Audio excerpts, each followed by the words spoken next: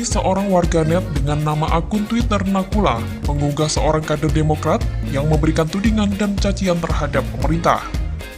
@ajengkyut16_ langsung memberikan sindiran bahwa seperti itulah program kebanggaan para cebong yang menurut @ajengkyut16_ hanya bisa gembar-gembor soal pembangunan infrastruktur dan pembangunan jalan tol, tapi dengan cara ngutang, dan ujung-ujungnya dijual.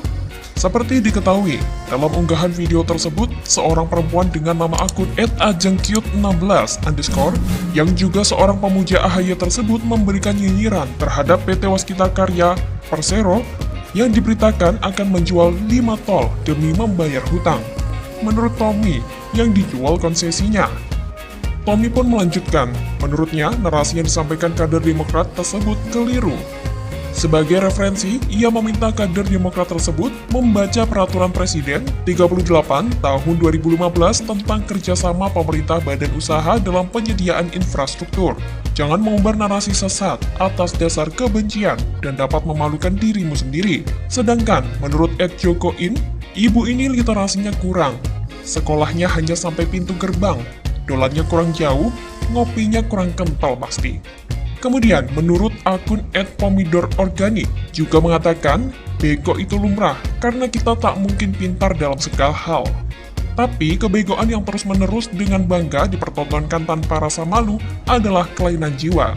Sedangkan, kata @gbenson, buzzer Demokrat tolol-tolol. Melihat kesalahpahaman inilah, pihak PT Waskita Karya memberikan tanggapan. Kepala Badan Pengatur Jalan Tol atau BPJT, Kementerian PUPR, Danang Parikesit, mengungkap alasan PT Waskita Karya Persero Tbk lewat anak usahanya, PT Waskita Toll Road, melepas kepemilikan sahamnya untuk divestasi sejumlah ruas jalan tol.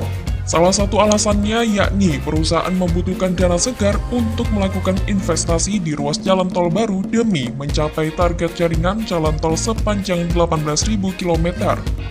Ia menyebut pada tahun ini hingga 2022 mendatang, perusahaan pelat merah akan terus melepas kepemilikan ruas jalan tol yang sudah beroperasi. Sayang, ia tidak menyebut berapa target nilai divestasi selama 2 tahun tersebut. Lebih lanjut, ia menyebut skema lewat dana abadi atau SWF akan menjadi angin segar bagi BUMN yang berencana melakukan ekspansi di ruas jalan lain. Menurut Danang, jika Waskita Karya dapat melepas kepemilikan beberapa ruas jalan tolnya, aksi korporasi ini akan mengubah nilai saham BUMN terkait, karena likuiditas perusahaan ikut terdongkrak. Waskita dan Waskita Toll Road tugasnya melakukan investasi sangat banyak, dan dari ruas itu ada yang masih dalam proses pengembangan dan sebagiannya sudah beroperasi. Yang beroperasi inilah yang kemungkinan besar akan dilepas kepada SWF. Sejauh ini, Danang membeberkan beberapa negara sudah menunjukkan niatnya berinvestasi di jalan tol Indonesia lewat skema SWF maupun jalur kerjasama lain. Negara-negara yang dimaksudnya adalah Turki, Rusia, dan Hungaria. Sebelumnya, Waskita Karya mengumumkan akan melepas kepemilikan saham atau divestasi atau 9 ruas jalan tol. Divestasi ini akan dilakukan melalui anak usahanya, yakni Waskita Toll Road. Director of Business Development and QHSE, Waskita Ferry Hedrianto, menargetkan perusahaan dapat mengantongi dana segar sebesar 10 triliun rupiah sampai 11 triliun rupiah dari aksi korporasi ini.